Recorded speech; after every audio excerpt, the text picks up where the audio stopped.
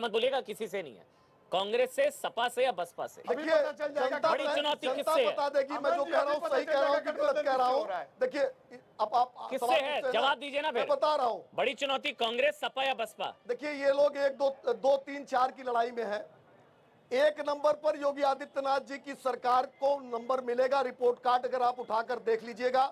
दूसरे नंबर की लड़ाई कौन लड़ रहा है बताइए ना, तभी पता लगेगा किसके साथ। तय करेंगे हम, दूसरा तीसरा हम क्यों तय बड़ी चुनौती कौन है? 1 नंबर की लड़ाई, बड़ी चुनौती कौन है मनीष भाई? सपा या बसपा या कांग्रेस? बड़ी चुनौती प्रियंका वाड्रा, अखिलेश यादव या मायावती?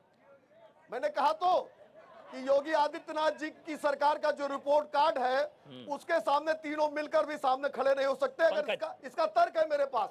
2019 में यही आरएलडी, यही सपा और बसपा की गठबंधन की सरकार थी। हमने 50% से ज्यादा मत प्राप्त किया, और जब 50% से ज्यादा का मत मिलता है तो उसके सामने कोई भी। पंकज भाई, सवाल ये है, लोग ये पूछ रहे हैं कि सारे एक्सपेरिमेंट उत्तर प्रदेश में हुए, 2017 में 2 लड़कों की जोड़ी भी देखी, 2019 में बुआ बबुआ की भी जोड़ी देखी, जब मिलकर नहीं हरा पाए ना 17 ना 19, तो अब अलग अलग बिखर कर कैसे हराएंगे? ये है सवाल। पंकज जी, पंकज जी बोलेंगे एक एक आप लोग अब उम्मीद नहीं, अब रोकिए नहीं कर लीजिए। 19 में बुआ और बबुआ के साथ आरएलडी भी थी। हाँ, मतलब वही। चलिए अब पंकज जी, जब मिलकर नहीं हरा पाए तो बिखर कर कैसे हराएंगे? ये भाई मैं बस ये बताना चाहता हूं कि राजनीति हमेशा गणित नहीं होती, कई बार रसायन भी होती है। और जिस तरह से प्रियंका गांधी जी ने 40% टिकट महिलाओं को देने की बात की है, वो उत्तर प्रदेश की राजनीति का रंग बदलने जा रहा है। आप चुप रहेंगे? मैं आपकी बात पे चुप था। इतनी सभ्यता से तो लखनऊ में हम उम्मीद करते हैं आपसे। पंकज जी, मैं लगातार चुप था, आप लोग खूब बात कर रहे थे। हम लोग तहजीब के शहर में हैं, इतना तो हमें ख्याल करना चाहिए जी। नहीं, बिल्कुल। तो मैं ये कह रहा हूँ कि 40% महिलाओं को टिकट देना, आधी आबादी के लिए पूरा आकाश खोलना, ये कांग्रेस राजनीति में एक नया नैरेटिव, एक नई बात शुरू कर रही है, जिसका असर उत्तर प्रदेश की राजनीति पे पड़ेगा। और उसी का नतीजा है कि यहाँ पर महिलाओं में जबरदस्त उत्साह इस समय देखा जा रहा है, और हमें पूरा यकीन है। क्योंकि देखिए, झूठ मैं फिगर दूं पंकज भाई, क्योंकि आपने महिलाओं को टिकट दिया ज्यादा, ये आपके लिए कहीं फैसला जो है ना वो आत्मघाती ना हो जाए। 2002 से 2017 के बीच 713 महिलाओं ने चुनाव लड़ा था, 713। 2002 से 2017 137 जीती थी महिलाएं, जो सक्सेस रेट था 19% था। तो ये जो 40% टिकट आप दे रहे हैं ना, तो ये आप ही के लिए आत्मघाती ना साबित हो जाए। देखिए अमन भाई, ये शायद आपको भी थोड़ा सा आत्मंथन करना होगा। आप सुन लीजिए मेरी बात, ये हमारे पूरे भारतीय समाज का सच है, उस मर्दवाद का सच है जिसने सभी राजनीतिक दलों में, हम भी उसमें हैं, गलत नहीं कहता हूँ। अरे आप पूरी बात अब पंजाब में देंगे। मैंने फिर कहा मैं चुप था, जहाँ को कुछ मिलना नहीं वहाँ महिलाओं को आगे कर देंगे। आप कह दीजिए हम 50% देंगे। ये देखिए, आप कह दीजिए पंजाब में दीजिए 40%, 40 नहीं 50% देंगे, समय आने दीजिए। महिलाओं को आगे आप करिए ना 50%, महिलाओं को जगह क्यों नहीं मिलनी चाहिए? पंजाब अरे पंजाब में जहाँ चुनाव होंगे, पंजाब के प्रभारी देंगे। आप अगर सरकार में मनीष भाई, अगर आप मुझे बोलने नहीं देंगे तो मैं भी नहीं बोलने दूंगा। नहीं, क्या बात कर रहे हैं आप? महिलाओं के खिलाफ लगातार आप इस तरह की बातें करते हैं। आप घबरा गए हैं, आप चाहते नहीं उत्तर प्रदेश की महिलाओं को कोई न्याय मिले। महिलाओं को पंजाब में आप अगर मुझे नहीं बोलने देंगे तो फिर आप नहीं बोल पाएंगे। ये मैं कह रहा हूँ, पंजाब नहीं लड़ेगी। सवाल यह है कि उत्तर प्रदेश की महिलाओं से क्यों घबरा रहे हो? अरे भैया, मैराथन से घबरा गए, वो दौड़ने जा रहे थे तो कोरोना नजर आने पर लगा। जैसे कोरोना ने भारतीय जनता पार्टी की सदस्यता ले ली है कि भाजपा को नहीं काटेगा, बाकी सबको संक्रमित 40% दे दीजिए। अरे हमारा अगर लेकिन ये भी है सत्य, जब महिलाओं ने मनीष भाई लड़ाई का नेतृत्व किया है ना, जीत मिली है।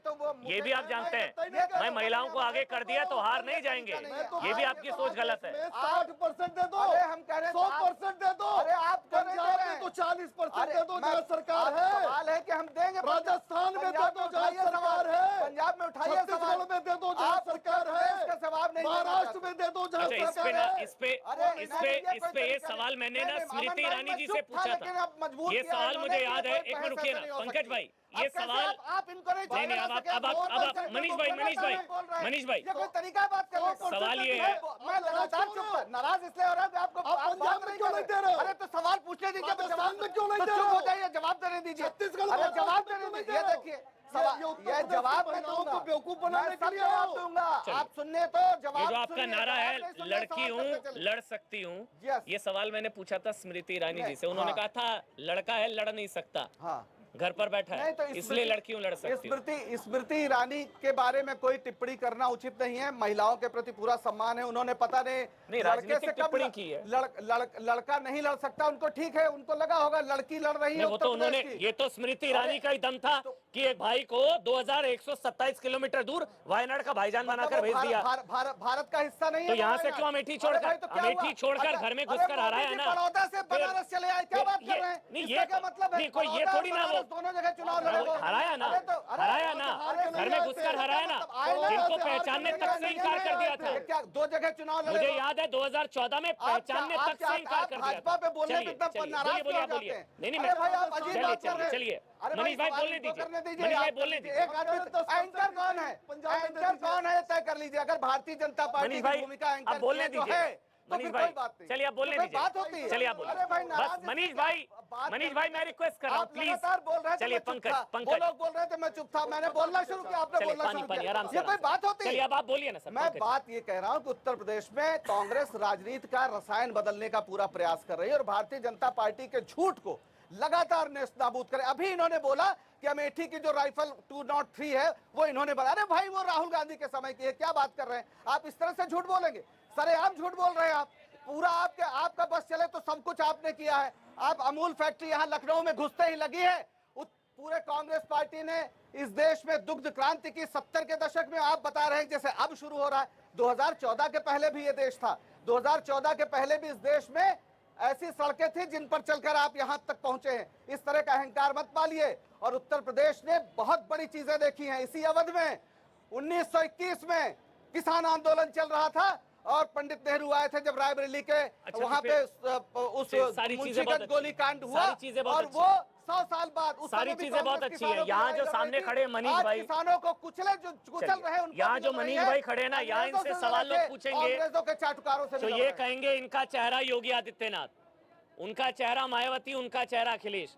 आपका चेहरा कौन है? हमारा बिना दूल्हे की बारात हमारा है। नेतृत्व जिसके दम पर उत्तर प्रदेश में कांग्रेस खड़ी हुई है वो प्रियंका गांधी है। योगी आदित्यनाथ क्या पिछली बार ये नहीं पता था भाई, ये ब्रेकिंग है। क्या प्रियंका वाड्रा सीएम होंगी चुनाव जीतने से? हो सकता है आने वाले दिनों में हो जाए। हो सकता है, हो सकता है। क्यों नहीं हो सकती? यूपी की मुख्यमंत्री प्रियंका वाड्रा हो तो वाड्रा प्रियंका के चेहरे पर चुनाव है। जनता अगर चाहेगी तो हो सकती है, इसमें कौन सी बड़ी बात। योगी आदित्यनाथ तो कहीं नहीं थे, वो पीछे थे, केशव मौर्य आगे थे। जब वो आए तो केशव मौर्य स्टूल पर सिंहासन पर योगी, रोहित, ये हुआ था। प्रियंका आपका काम तो नहीं खराब कर देंगी? यहाँ वोट बट जाएगा। मैं अमन बस 2 बार कह चुका हूँ इस डिबेट में ही कि हमारी लड़ाई भारतीय जनता पार्टी से, सत्ता में भारतीय जनता पार्टी है, जवाब भारतीय जनता पार्टी को देना पड़ेगा। तो दुश्मन का दुश्मन दोस्त होता है ना भाई। उनकी भी लड़ाई उनसे, आपकी भी लड़ाई उनसे, उनकी भी लड़ाई उनसे। कांग्रेस पिछले 27 साल से उत्तर प्रदेश के अंदर नहीं है। जिस दिन सरकार बना लेगी उस दिन हम बात करेंगे उनसे। आज हम भारतीय जनता पार्टी से बात करेंगे कि उन 70 लाख युवाओं का क्या हुआ जिनको नौकरी देने का वादा किया था। हम भारतीय जनता पार्टी से पूछेंगे कि 700 किसानों की शहादतों के बाद आपको याद आया कि किसान बिल जो हमने लाए थे वो उद्योगपतियों के हित में था। यही मनीष शुक्ला मेरे साथ डिबेट में किसान बिलों के फायदे गिनवाते नहीं चुकते थे।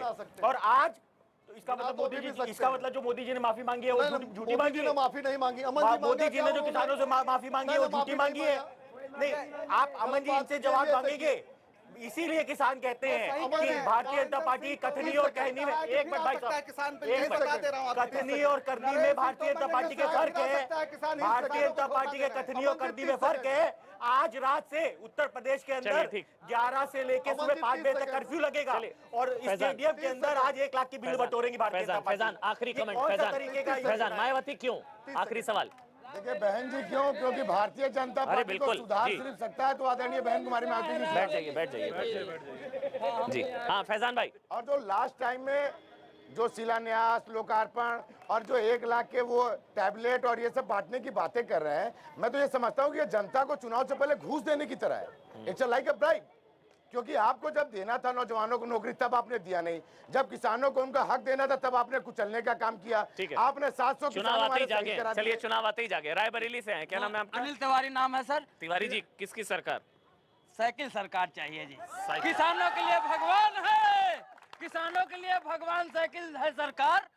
सिंचाई माफ कर दिया, किसानों के 1 रुपए नहीं पड़ता है जी। और ठीक है, साइकिल कांग्रेस सरकार। ने तो कुछ नहीं किया, रायबरेली में हम वहीं रहते हैं। साइकिल सरकार, हाँ जल्दी जल्दी, जी जी जी, बोलिए। जी, आप ये कह रहे हैं कि हमने धान और गेहूं बहुत अच्छा खरीदा है, तो अदम गोंडवी साहब की एक शायरी है कि